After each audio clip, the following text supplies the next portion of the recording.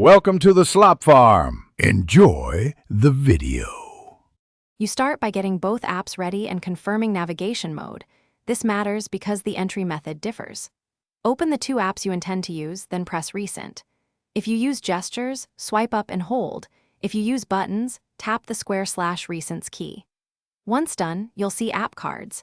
Make sure both apps are visible in Recents so the system can attach them into split screen instead of full screening one app. You now activate split screen by touching the top of an app card or its icon in Recent to reveal split screen. Tap split screen and the app will pin to the top. Then choose the second app from Recents or open it from the launcher.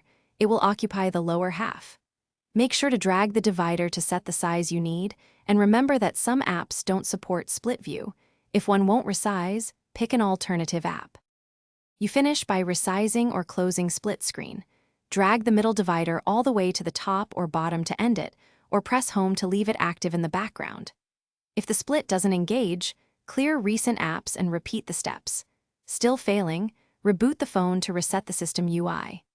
Make sure MIUI and the apps are updated because an outdated ROM or incompatible app often prevents split screen. Thanks for watching. Consider subscribing if we helped you today.